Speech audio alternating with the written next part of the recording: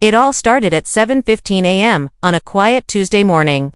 I was sipping coffee, thinking about the day ahead, when the roar of power tools broke through the calm. I rushed to the window and that's when I saw her.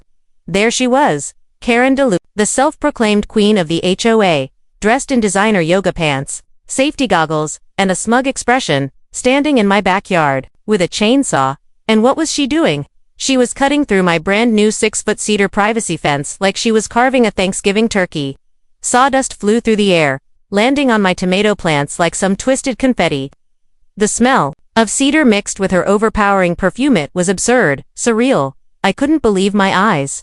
I grabbed my phone and started recording. Karen didn't even blink.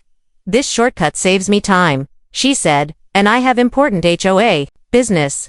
As if that somehow justified felony-level property damage. That's when I decided I wasn't going to let this go, but to truly understand what brought us to this madness, I need to take you back 6 months earlier. At that time, I was Jake Morrison. Recently divorced, heart still raw, trying to rebuild my life.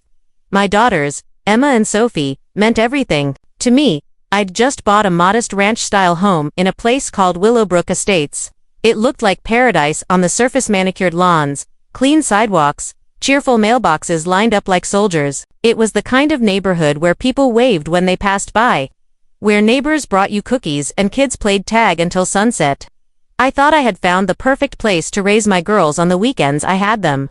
But as I would soon learn, paradise has its demons. And mine came with a personalized license plate that read HOA Queen. Karen ran the HOA like it was her private empire. Most people avoided her. Parents crossed the street when she was out walking her designer poodle. Kids whispered stories about how she once measured someone's grass with a ruler.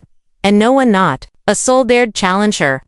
Until me. After moving in, I went to work turning the place into a real home. I installed a fence, built a vegetable garden, and even converted a shed into a little workshop for side electrical jobs. Everything was done by the book.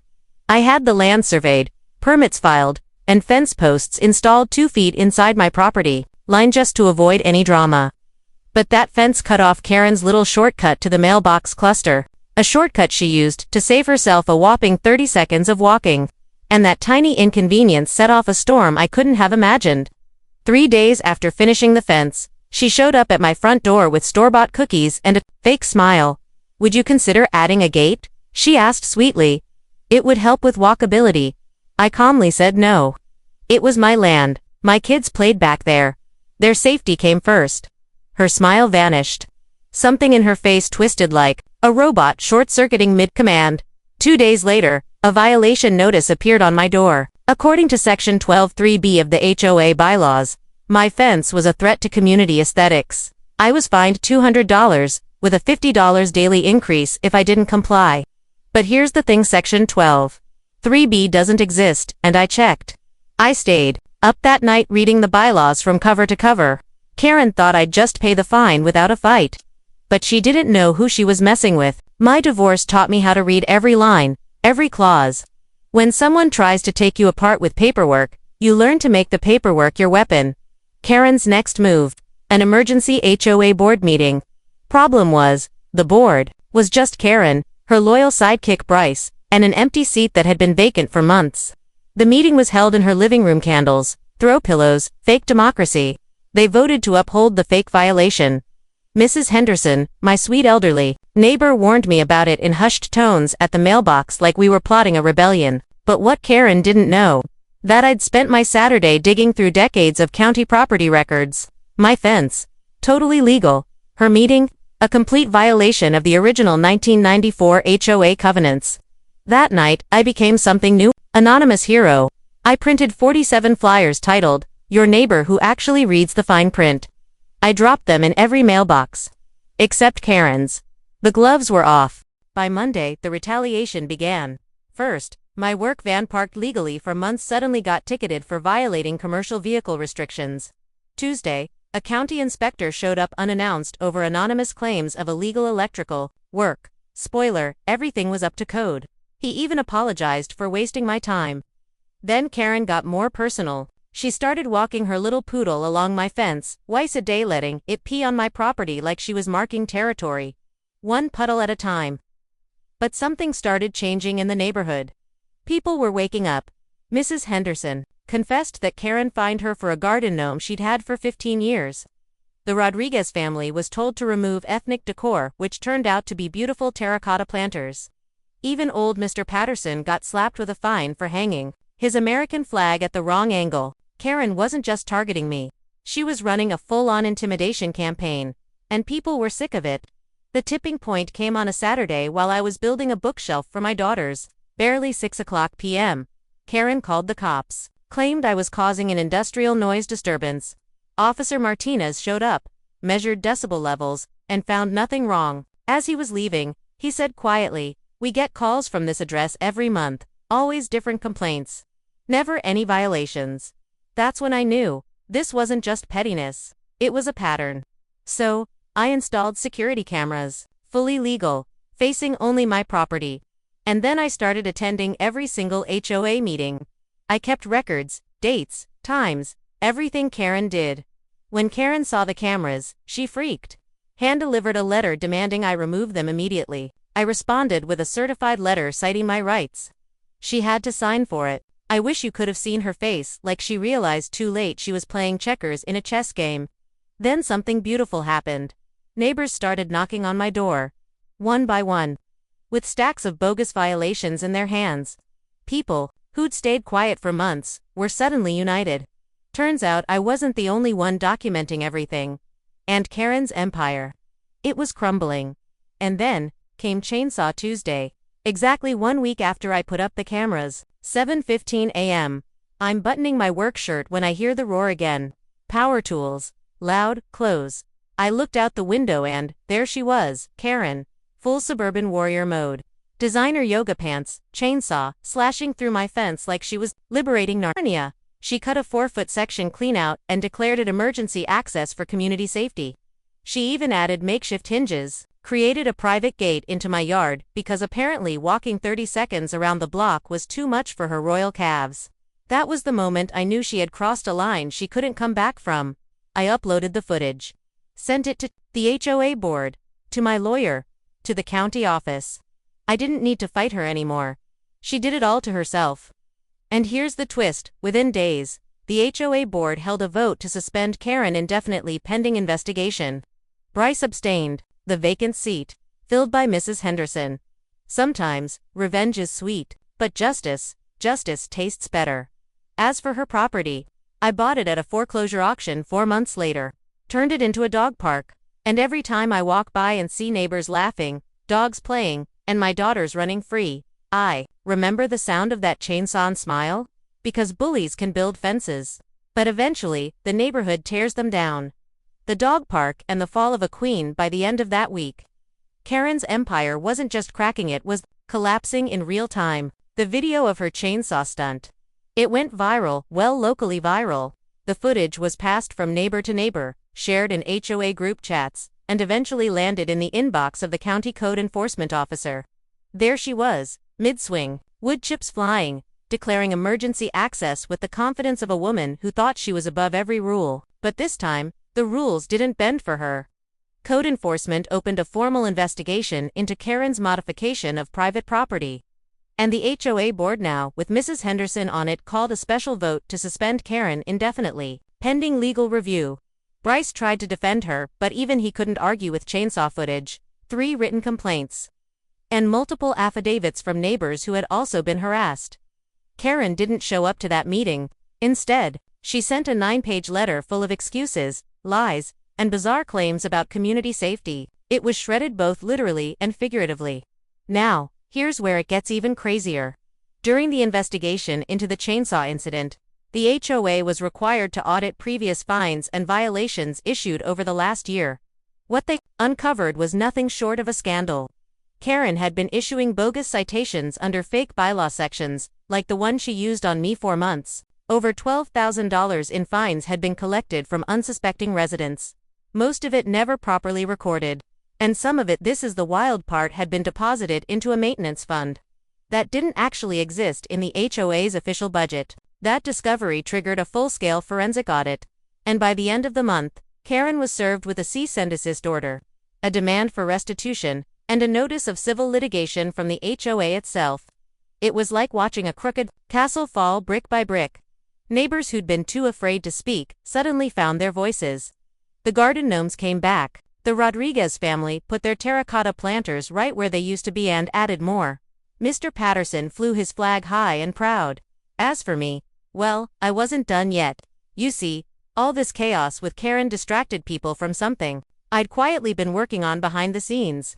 After Karen defaulted on several HOA-related payments and her legal bills started piling up. Her house, yes, the palace on the corner lot, went into foreclosure. It went to public auction. And guess who showed up? I didn't even have to outbid anyone. Most people were too stunned to believe it was real. When the gavel dropped, the house that once belonged to the self-declared HOA queen was mine. I stood on that porch and just breathed it in, not because I needed more space, but because I knew exactly what to do with it. 3 weeks later, construction began. We tore out the iron gate, ripped up the landscaping, and brought in turf and agility ramps. A fence went up not to keep people out, but to keep the dogs in. The HOA Queen's Castle became the Willowbrook Park free for all residents and their furry friends. We added a little free library, picnic benches, and a mural wall where kids could paint. The place that had once represented control, fear, and ridiculous fines was now filled with laughter, barking, and community. Even the HOA meetings changed. We moved them to the community center. We got real participation, people volunteering, organizing, collaborating. Turns out, all we needed was someone to remind everyone of their rights and give them a reason to show up. Karen, she disappeared almost overnight, sold her Escalade, moved out of state. Word is, she's trying to start over in a new subdivision somewhere in Florida. I wish those poor neighbors luck, they'll need it. But here in Willowbrook things are different now. I see my daughters playing in the yard with the Rodriguez kids. Mrs. Henderson waves at me from her porch. I pass by the dog park every evening and hear the sounds of people being people, not ruled, not watched, just living. And every once in a while, someone will ask me how it all started.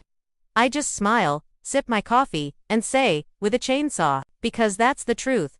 It wasn't just about a shortcut. It wasn't about a fence. It was about standing up to someone who thought the rules didn't apply to her.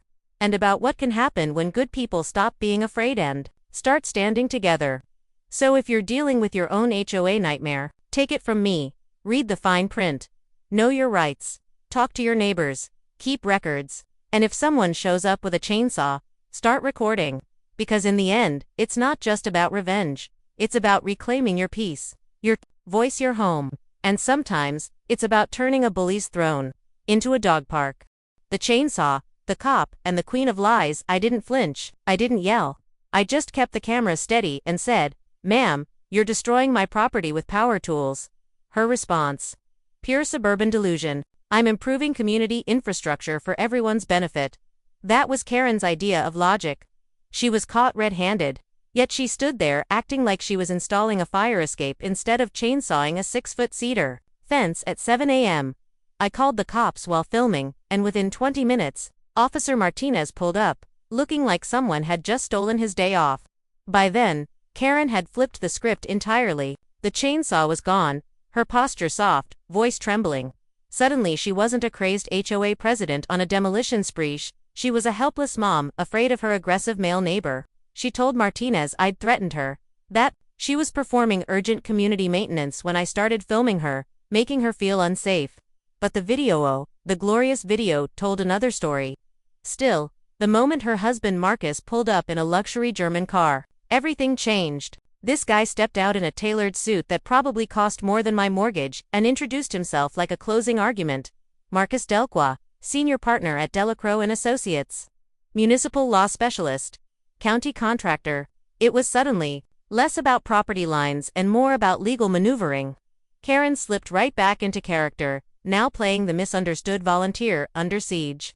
Officer Martinez gave me one final look and quietly said, "Press charges now, or this keeps getting worse. People like this don't stop until the law makes them." That's when I filed criminal charges for property destruction.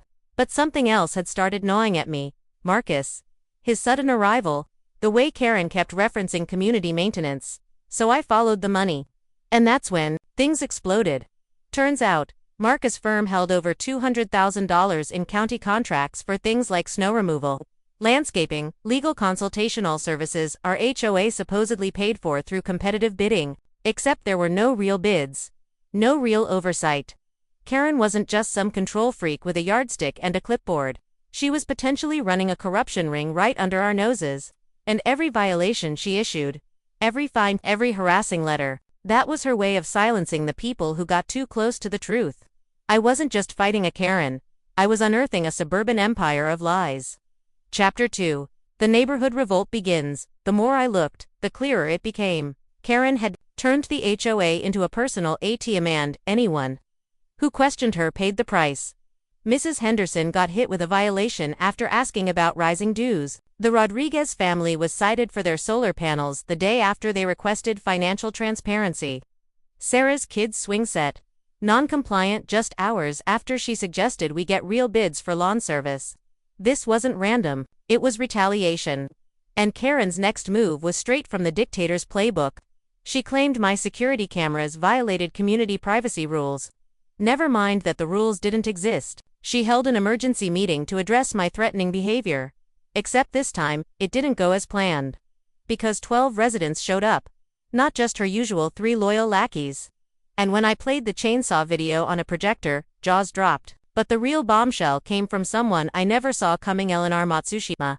Eleanor was this quiet, older woman who'd lived in Willowbrook since it was built. She stood up and said, "I've been reviewing our governing documents," then dropped a fat binder on the table like a mic. Turns out Eleanor was a retired paralegal. And she'd been secretly documenting everything Karen did for months. She exposed Karen's fake violations, her illegal amendments to HOA bylaws, and every time she bypassed actual legal process. And then Eleanor offered to help me file formal complaints with state oversight boards I didn't even know existed. Karen's face crumpled. She stormed out, slammed the meeting door hard enough to make the room shake, and peeled out of the parking lot like she was fleeing a crime scene. But we weren't done. That night, Mrs. Henderson grabbed my arm. She once tried to fine us. Because our grandson's birthday party was too loud, she whispered. 8-year-olds singing happy birthday was a noise violation. That's when it all became clear we weren't just pushing back. We were dismantling years of emotional abuse. Karen had ruled by fear, but now we were standing up. And just as we started building our case, Marcus, the man behind the curtain, showed up at my door with a letter. A cease and desist printed on paper so thick it practically had an ego. It demanded I take down the cameras, stop harassing Karen, and pay $3,000 in emotional damages. It was a threat, a rich man's threat. But I'd seen threats before. I called Eleanor's contact, Patricia Heng, an HOA law specialist. She read the letter and burst out laughing. "Your neighbor's husband just committed 3 ethics violations in one document," she said. "He's representing an HOA he financially benefits from. That's textbook conflict of interest." Patricia launched a full title search on Willowbrook, and when the results came in, let's just say, Karen's throne was built on sand. Chapter 3. The final blow, and the truth about her house. Patricia's call hit like a lightning bolt. "Jake, Karen's property isn't even legally hers." I nearly dropped my coffee. Karen's $600,000 corner lot palace, built on land that had been designated as community green space back in 1994. According to the developer's original plans, it was never zoned for private use. Which meant the house, the pool, the extended driveway technically belonged to all of us. Karen had been playing queen on borrowed land. While that news set in, Eleanor got to work. She organized a community meeting at the library. 23 households showed up, more than the entire voter turnout from Karen's last 5 HOA elections combined. We laid everything out: violation timelines, financial documents, legal interpretations, and when the final vote was cast, demanding Karen's resignation and a forensic audit. Unanimous. The room exhaled like it had been holding its breath for 6 years. But Karen didn't go quietly. She filed harassment charges. Claimed Eleanor and I were running a conspiracy. Submitted edited video footage to the sheriff, cropping out her own chainsaw attack. She even filed for restraining orders to keep me from attending HOA meetings. Then it got worse. Karen offered cash bribes to the Hendersons to testify I'd threatened her. Sarah said Karen offered to forgive her swing set violation if she said I was aggressive. She was spiraling and we were documenting every move. But the line she crossed next was the final nail. Karen approached my daughters at school, Emma and Sophie.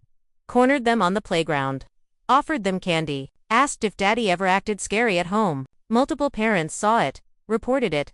The school banned Karen from the premises immediately. When my ex-wife called furious, protective, confused, that's when I knew. This wasn't about fences anymore. It was character assassination.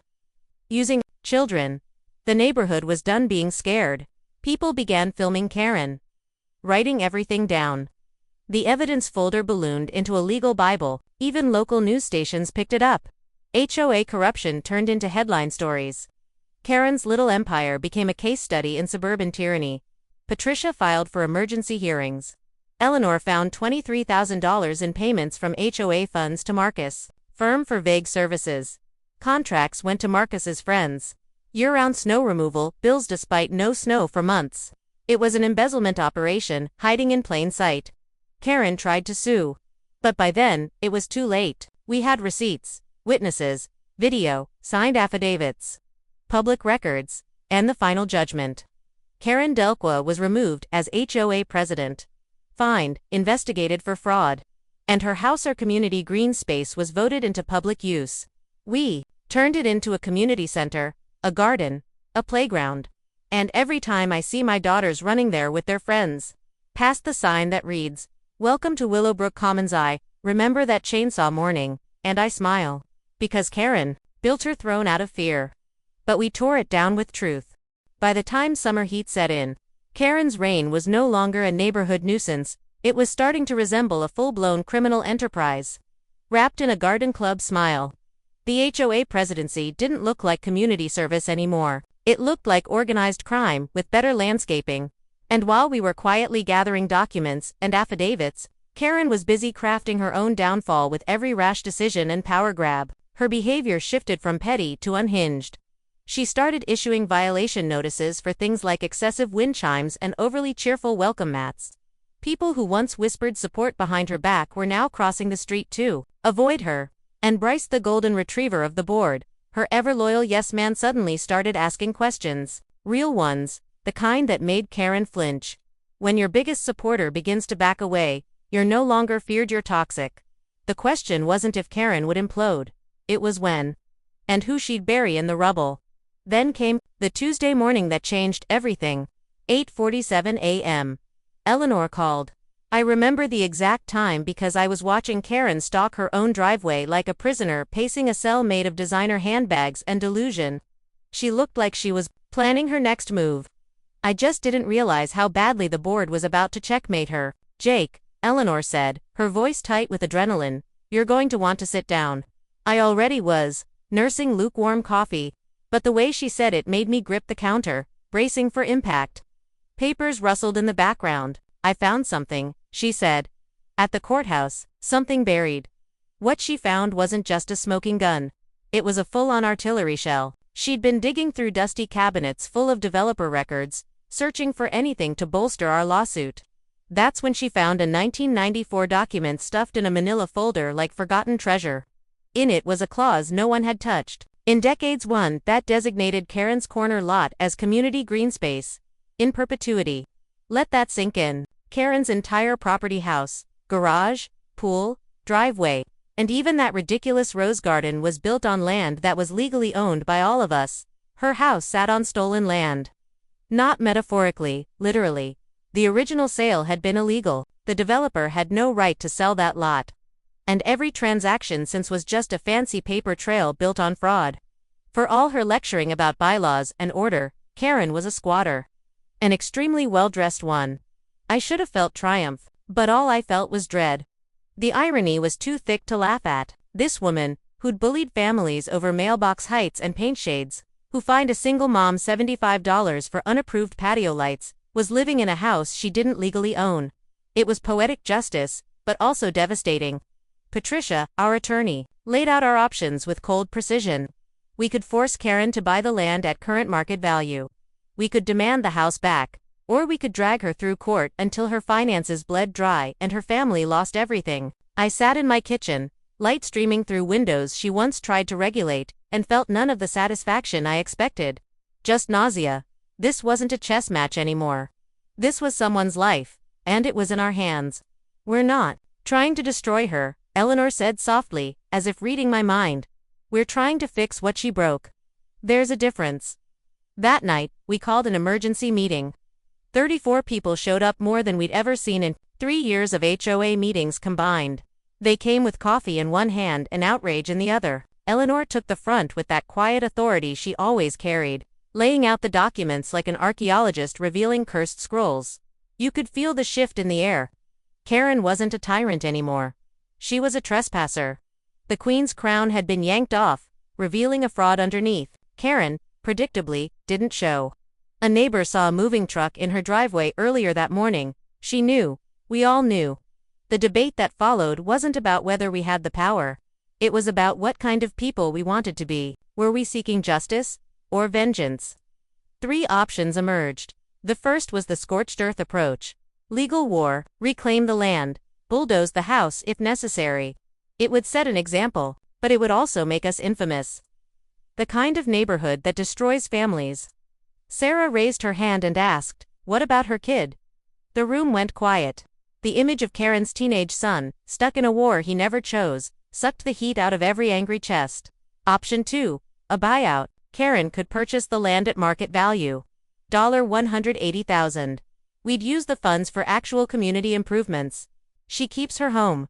We reclaim the HOA, no blood. Just closure. Dignified. Clean. Option 3 was a half-step letter. Buy it, at half price, in exchange for her resignation and a public apology. Mercy with strings. 18 voted for option 2. 7 for the compromise. Only 3 chose the nuclear route. We weren't out for blood. We wanted to heal. Patricia got to work immediately. A quiet title action would assert community ownership while offering Karen 30 days to settle. No pressure. No threat, just a ticking clock and a path to redemption. If she refused, then we'd bring the hammer. Until then, we held the line with patience. The $180,000 windfall. It felt like Christmas morning. Eleanor presented a crystal-clear budget spreadsheet that made us all feel like shareholders in a moral corporation. The first priority, hiring a professional HOA management firm. No more amateur tyrants, just professionals, transparent, accountable. Second, a playground, swings, slides, joy. Third, a community garden, not just plants, hope, real food, real purpose. A place kids could dig in the dirt and learn where vegetables came from. The rest would go into an emergency reserve, finally giving us protection from surprise expenses or special assessments used as weapons. For the first time in years, people were excited to pay dues. The mood shifted. Suspicion turned to cooperation. Neighbors who hadn't spoken in years were suddenly planning fundraisers and volunteer weekends. Healing had started, and it was contagious. At home, I patched the chainsaw damage Karen left in my fence. Not with cheap lumber, but with solid cedar, strong enough to last a generation. I added a small gate just for my daughters to connect our yard to the new community garden. It wasn't just a repair. It was a promise. Sometimes, the best way to fight destruction is with construction. Karen tore things down. We built something better in its place. The management firm Eleanor found specialized in post-conflict HOAs. They'd cleaned up messes worse than ours, with legal compliance, financial clarity, and conflict mediation baked into their services. The price? Less than 1 year of board drama. Karen's reaction. She didn't respond to the settlement offer, not at first. Instead, her husband, Marcus, served us legal papers, cold as ice, filed across 6 households in the community. She wasn't leaving quietly.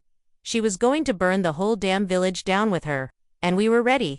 The moment the lawsuit hit our mailboxes, the neighborhood felt like it had been thrown into a pressure cooker. Karen wasn't done. In fact, she'd just flipped the board and tried to trap us under it. 6 of us, those who'd spoken out publicly, at meetings or signed affidavits, were named individually. The claim: defamation, conspiracy, harassment. She called it a coordinated smear campaign designed to destroy her reputation and livelihood. She was suing us for a combined $1.2 million. Patricia didn't flinch. Her face barely moved when she read through the stack of legal paperwork. "She's bluffing," she said flatly. "This isn't about winning. It's about scaring you." Still, it scared us. We weren't rich. We weren't powerful. We were teachers, librarians, retired postal workers. But we were also fed up. And the difference between a scared person and a fed-up person is that only one of them fights back. I'll never forget the emergency meeting we held that week. Not at the clubhouse. Karen had filed a restraining order blocking us from using it. We met in my garage, lawn chairs lined up in rows, people spilling out into the driveway, holding plastic cups of lemonade like they were shields. Eleanor stood in front of them like a general in a war she never asked to lead. "She thinks this will break us," she said, "but I think it's the last gasp of a woman who knows she's already lost." The community rallied behind us. Neighbors donated to a legal defense fund. One guy, Steve Quiet, mid-60s, former Navy, handed Eleanor a check for $10,000. He'd lived across from Karen for 9 years and hadn't spoken more than 10 words to her in that time. "She's tried to crush every good thing about this place," he said. "Not anymore." Patricia filed a counterclaim within 48 hours. The defamation suit. She shredded it in court. Every evidence Karen submitted was just screenshots of neighborhood Facebook comments and meeting notes that she had doctored so poorly even the judge frowned. But the real twist came 2 weeks later, when we uncovered something none of us had expected. Marcus, Karen's husband, wasn't just the passive, slightly grumpy man we thought he was. Turns out, he was quietly involved in 3 property management companies registered under different names. All of them had been vendors for our HOA over the past 5 years. He'd been paid to reseal roads, repaint the pool deck, repair storm drains. He never lifted a finger. The companies didn't exist outside of a few invoices and shell bank accounts. No offices, no crews, just fake addresses and checks cashed into an account linked to a P.O. box in a neighboring town. They'd been embezzling for years. The HOA had paid over $340,000 to Marcus's fake companies. That playground we couldn't afford. It was buried in their backyard. We turned the evidence over to a local journalist who'd been quietly following our story. Within 72 hours, it hit the local news cycle. The headline blazed across morning television: HOA president and husband under investigation for embezzlement. Land fraud. It exploded from there. Reporters parked at the end of our street like vultures. Neighbors who once avoided HOA politics were now hosting block parties just to compare notes. Karen couldn't walk her dog without 3 camera crews pointing mics at her face. The pressure mounted. Police executed a warrant at their house. The look on Karen's face as they walked her out was burned into my memory, not even shame, just exhaustion, like a queen who finally realized the throne was built on sand. Her lawyer called Patricia within the week. They wanted to settle. No trial. No media circus. Just quiet. Patricia gave them one option: full confession, financial restitution to the HOA, and permanent removal from the neighborhood under a mutual non-disparagement clause. They signed within 48 hours. Marcus was charged with fraud and misappropriation of funds. Karen avoided jail time by cooperating, handing over every account and contract she'd touched in her role as HOA president. Her house, the one built on land that never belonged to her, was sold at auction, but the most poetic part, the person who bought it, was Eleanor. She didn't buy it for herself. She bought it in trust for the community. That land, once hoarded and weaponized, would now be turned into a true community center. Real green space, an actual clubhouse. A shared space where no one could ever again be silenced by fear. The day the sale went through, we held a barbecue. Not in protest, in celebration. Kids chased bubbles where Karen once screamed about property lines. Adults passed potato salad and beers and talked about something we'd almost forgotten. We had hope. At one point, I stood at the edge of the new property line no longer enforced by Karen's imaginary borders and watched my daughter run barefoot across the grass. Hair flying in the wind, laughter echoing across what used to be enemy ground. That's when it hit me. We didn't just get our neighborhood back. We rebuilt it from the ground up, better, stronger, freer, and we did it not with revenge, but with truth. Karen thought she was the storm. Turns out, we were. The company Eleanor recommended was a quiet powerhouse. They specialized in community healing after board collapses, bringing 15 years of hard-earned experience dealing with neighborhoods ripped apart by power-hungry HOA presidents and infighting. They offered transparency, professionalism, and most importantly, compliance with every regulation in the book. Their fee, a fraction of what we'd already spent fighting legal fires Karen lit like matches. For the first time in months, we saw a path out of chaos until Karen launched her next assault. It came like a legal tsunami. as though a courtroom storm had slammed into our peaceful cul-de-sac. Marcus, her relentless lawyer, filed lawsuits against 15 of us in one day. The papers accused us of running a criminal conspiracy, of extortion, and sought $500,000 in damages. Plus restraining orders so extreme they practically forbade us from existing within each other's shadows. Karen's strategy was simple: bankrupt everyone, drown us in legal fees before our actual case even saw the light of a courtroom. If she couldn't win on merit, she'd crush us with money. That same day, Karen sat down for an interview with Channel 7 News. She dressed like a suburban Saint-Soft cardigan. Gentle makeup, an air of victimhood that masked her cruelty. She told the world she was under siege, a lone innocent woman facing an unhinged mob. The footage she provided was edited to perfection, cutting out her tirades and leaving only clips that made her look fragile, misunderstood. But under the expensive perfume and crocodile tears was the panic of someone who knew the truth was catching up. Then things got even darker. A private investigator showed up at my job, told my boss I was unstable and possibly dangerous. State boards got flooded with anonymous complaints questioning my license, my ethics, my sanity. Every project I'd ever done was inspected again. I passed, but the damage was done. Whispers started. Then Karen did the unthinkable. She went after my daughter. She told parents at school that I was erratic during custody exchanges, planting seeds of fear and doubt.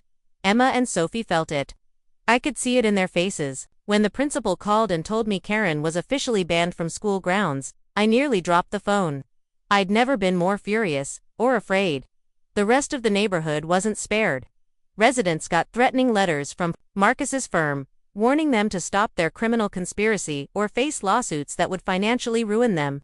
Eleanor, our retired paralegal and a pillar of the community, suddenly faced an Adult Protective Services investigation, accused of being manipulated. The Rodriguez family, who had lived there longer than I had, were reported to immigration.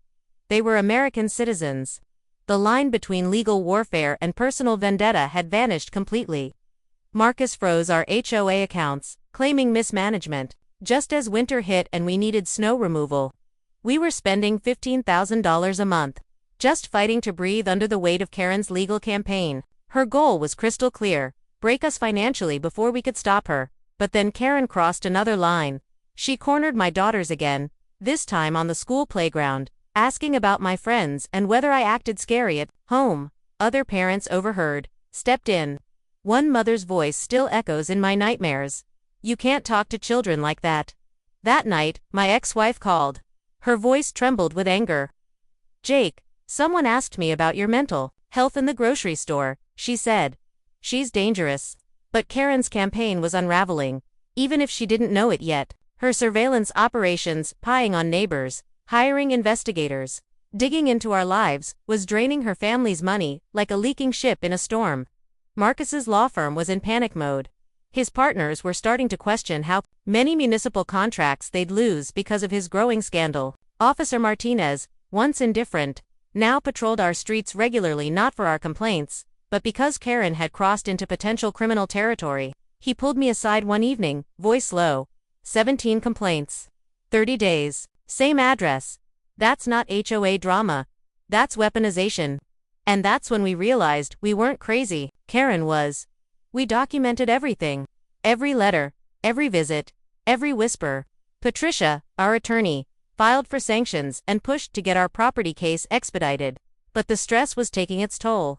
I was burning through savings trying to keep my daughters safe. Eleanor looked like she'd aged a decade in a month. Some neighbors started talking surrender. But then something shifted. Karen overplayed her hand. Even Bryce, her loyal board puppet, finally cracked. He confronted her in public. "This isn't leadership, Karen. This is madness. When your most faithful ally jumps ship, it's not because they changed, it's because the ship is sinking." Then came the knock that changed everything. It wasn't a process server. It was a federal agent. Agent Sarah Morgan, FBI Civil Rights Division, stood at my door with a badge and a tone that meant business. "We understand you've been documenting harassment targeting Hispanic families." My stomach turned to ice. Karen wasn't just a tyrant. She was potentially a federal criminal. The interview lasted 3 hours. Eleanor's documentation was pristine: witness statements, audio clips, timestamps, photos. The FBI didn't just take notes, they took copies. Karen had reported U.S. citizens to immigration, demanded the removal of ethnic decorations from porches, and questioned who deserved to live in American neighborhoods. That wasn't petty bias. That was systemic discrimination. And it carried penalties far beyond fines, penalties that came with prison time. Meanwhile, Marcus's career was imploding. His firm held emergency meetings. Malpractice insurers were raising red flags. And the state bar accelerated its investigation. He was told, "Fix this now or lose everything." But it was too late, and still Karen wasn't done. She escalated. Further, security footage surfaced at the school. Karen had approached several kids, not just mine, offering them toys and asking personal questions about their parents' alliances. It was calculated, predatory, and it triggered criminal referrals. She was now banned from every educational facility in 3 counties. Her surveillance operation had become a full-blown suburban CIA. Private investigators stalked residents, photographed license plates, followed people to work. The Hendersons were questioned at their doctor's office about their finances. Karen was spending thousands weekly to spy on her neighbors. Whether she was rich or just mad, no one knew anymore. But fate had one last card to play. A county building inspection revealed Karen's dirty secret. Her home, the one she lorded over us from, was filled with unpermitted additions, electrical work that was fire-prone, plumbing that violated health codes, structural changes that could collapse a wall. She was fined $25,000 on the spot and faced massive costs to either bring it to code or demolish the additions entirely. The woman who reported others for grass length was living in a ticking time bomb. And then, during my custody weekend, showed up again, at the park. This time, she offered my daughters expensive toys and begged them to come talk to her. Ask ChatGPT. Eleanor wasn't just another mediation company. They were the last hope for neighborhoods scorched by HOA wars. A team of seasoned experts who stepped into chaos and left behind restored communities. They'd handled 15 years of dysfunction across the state, and their pitch was simple: transparency, compliance, healing. They didn't come cheap, but when we compared their fee to the hemorrhaging costs of endless legal battles and emotional trauma, it was the first thing that actually made sense in months. That brief hope dissolved when Karen retaliated. The papers hit us like missiles, 15 simultaneous lawsuits accusing us of extortion, conspiracy, and harassment. Each of us named personally. Each suit demanded $500,000 in damages. Some even included restraining orders, so vague and wide-ranging. We joked we couldn't sneeze in the same zip code as each other without violating them, but beneath the nervous laughter, fear gnawed at all of us. Karen wasn't trying to prove anything. She was trying to financially carpet bomb the neighborhood, outspend us into silence, make it so painful to resist her, we'd fold long before our property dispute ever saw a courtroom. Then came the PR storm.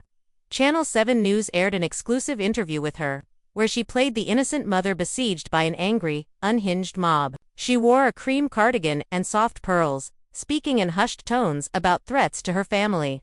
The footage she provided was cleverly spliced to paint us as aggressive lunatics. I barely recognized myself in the segment, edited in slow motion, my face frozen in a scowl as if I were the villain in her carefully curated fantasy. The most infuriating part wasn't what she said, it was what people believed. Her performance worked. At least for a while, but that wasn't the worst of it. She went after my reputation, my work, my family. A man in a cheap suit showed up at my job, told my manager I was mentally unstable. "Watch out," he whispered loud enough for others to hear. "He's under investigation." Then the licensing board started getting complaints. All anonymous. All accusing me of shoddy, unsafe electrical work. I'd passed every inspection with flying colors, but that didn't matter. What mattered was the cloud of doubt. Then she crossed a line she couldn't uncross. Emma and Sophie were playing at recess when Karen appeared by the fence. She asked them questions, soft, sweet-sounding questions laced with malice. "Does Daddy ever yell at home? Does he have any strange friends?" Other parents overheard. The principal intervened. Karen was banned from school grounds that afternoon. But the damage was done. My ex-wife called that night. "Some woman approached me at the store," she said, her voice thin with rage. "She asked about your mental health, our custody arrangement. Jake, this woman is dangerous. What's going on over there?" When someone who once loved you, who knows your worst days, warns you like that, you feel it in your bones. The lawsuits multiplied. Letters arrived daily, from Marcus' firm demanding silence and submission. Elderly residents like Eleanor received notices from Adult Protective Services accusing us of manipulating her. The Rodriguez family got a visit from ICE despite being third-generation American citizens. Karen was weaponizing fear like it was a form of currency. And Marcus made sure every legal technicality worked like a landmine. He froze the HOA's accounts, citing fiduciary irregularities, leaving us unable to even pay for snowplowing during the first blizzard. Meanwhile, the community bled money, $15,000 a month in legal fees.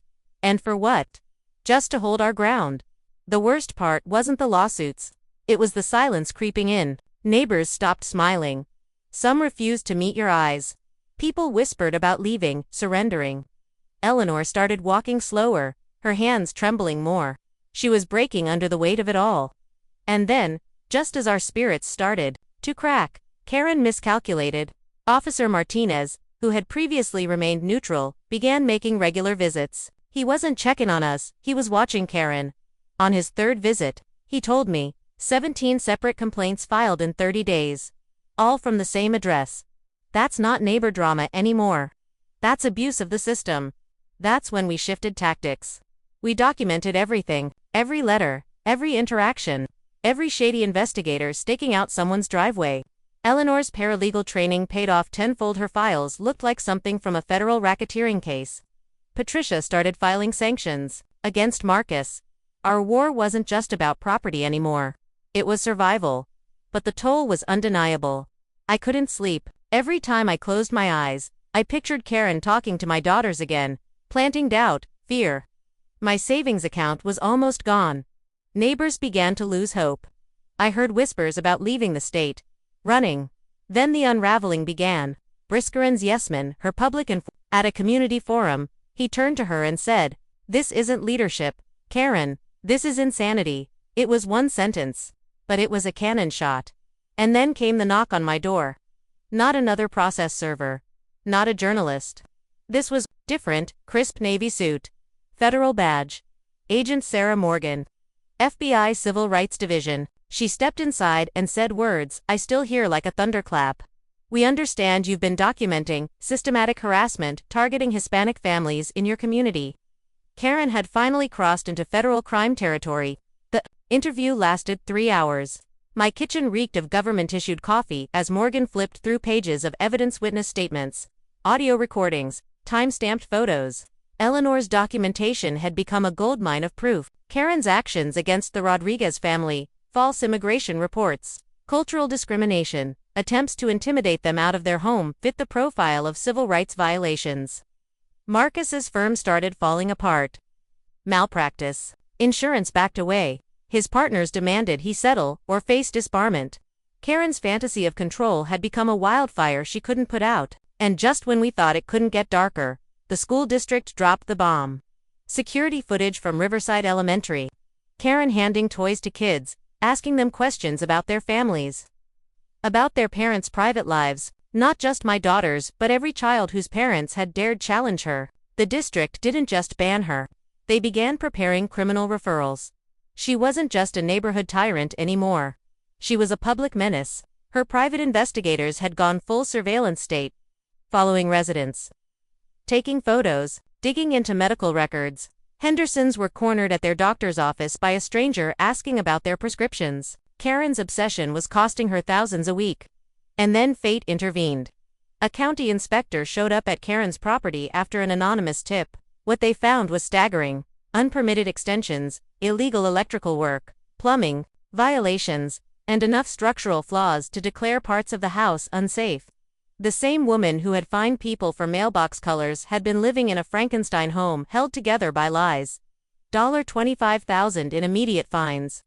Another $50,000 in repairs or faced demolition. The queen of code enforcement was a code violator herself. By the time winter fully settled in, our war wasn't just about the HOA anymore. It was about justice. About safety.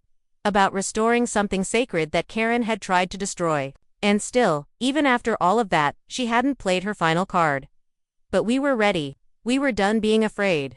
It started with a question my daughter asked as I was making breakfast. "Daddy, Why did the angry lady say you were going to get arrested? She was 8. Her sister, just 6, chimed in with something worse. Did you tell anyone you were going to hurt the bad neighbors? I dropped the spatula. My hands were shaking so badly I had to sit down. Apparently, Karen had approached them outside the community center, interrogating them like little adults, asking if I'd ever mentioned hurting her or if I had scary friends who come over when mommy's at work. The way my daughters described it, with small voices and big eyes, made me feel like I was falling through the floor. Multiple parents witnessed it. One dad physically stepped between Karen and my children, standing tall like a wall of flesh and fury. Another mother live-streamed the whole thing, Karen's finger jabbing the air. My girls clutching each other like refugees in their own neighborhood. After that, everything changed. We weren't just a frustrated community anymore. We were under siege. The HOA board, now fully reclaimed from Karen's influence, coordinated with police for hourly patrols. Parents formed child escort rotations to and from after-school events. Motion sensor lights popped up across every shared space, casting long shadows where children used to play without a second thought. The playground, once filled with shrieking joy and neon bikes, now operated under tight security protocols. Adults stood watch like sentries. Kids asked why playtime felt like a prison yard. Karen had turned our neighborhood into a trauma zone. But her reign of fear was about to meet something far stronger than paranoia: justice. The arrest happened at 6 a.m., the kind of hour reserved for federal warrants. Karen was pulled from her house in handcuffs, barefoot and speechless. As FBI agents read her the list of charges: civil rights violations, witness intimidation, stalking, conspiracy to violate constitutional protections. Neighbors watched from their porches, robes pulled tight, coffee forgotten in shaking hands. Karen's teenage son sat in their car, sobbing quietly. Marcus tried to translate the incomprehensible. Your mom just wanted to protect what she thought was hers. But we all knew it had never really been about land or bylaws. The FBI had been watching for months. Behavior wasn't just unusual, it was a textbook case of neighborhood terrorism. The phrase Agent Morgan used when he briefed us after the arrest, her actions, meticulously documented by our community, were now a test case for federal prosecution of harassment inside homeowner associations. Marcus wasn't charged, but cooperation was mandatory. The message was clear: help us clean this up, or get swept up in it. With Karen in custody, the civil property case resolved in weeks. We got clear title to the land beneath her house, plus a judgment for $180,000 in damages. But the victory didn't feel like a win. When the feds walked her out of her home, it wasn't two cheering crowds. It was quiet, still, heavy. Justice had arrived, but it had a cost. What came next was the trial, the kind of courtroom drama that television writers can only dream of. More on that in the next chapter. Rows of polished oak benches, fluorescent lights that made everyone look pale, and the hum of whispers that filled every silent moment. The case wasn't just about Karen anymore. It had become a symbol of what happens when power goes unchecked, when a community is terrorized by the very person meant to protect it. We sat together on the plaintiff's side. Me, Eleanor, the Rodriguezes, Patricia, Bryce, who had long since defected, and even neighbors who once stayed silent. We weren't just witnesses anymore, we were survivors. Karen entered wearing a gray suit, her signature pearls conspicuously missing. Her expression was unreadable, not broken, not smug, just blank, as if she couldn't decide what version of herself to be. The charges were stacked like bricks: harassment, stalking, civil rights violations, misuse of law enforcement systems, endangering minors. And then, because karma has a sense of humor, tax evasion. Turns out those unpermitted home renovations she'd hidden so carefully also hid unreported contractors paid in cash. Her lawyer tried everything, painted her as a concerned citizen, a mother trying to maintain order in a chaotic neighborhood. He called us combative, uncooperative, hostile. He said we blew everything out of proportion. But the prosecution wasn't playing games. They started with the Rodriguez family. Maria took the stand, holding back tears as she described the ICE visit, the knock on the door, her children screaming, the fear that she would be taken away and never see them again. She explained how the accusations were baseless, how her father fought in the Gulf War, how her children had never even been outside the U.S. The jury listened, unmoving. Then came the photos, Karen's notes, copies of the anonymous reports traced back to her home IP address. Then came Eleanor, calm, precise, with a binder thicker than a Bible. She laid out every fine, every false citation, every manipulated HOA document. She showed how Karen inflated late fees, faked voting quorums, and ran the HOA like a dictatorship. The moment that broke the jury was a clip from Eleanor's Ring doorbell camera.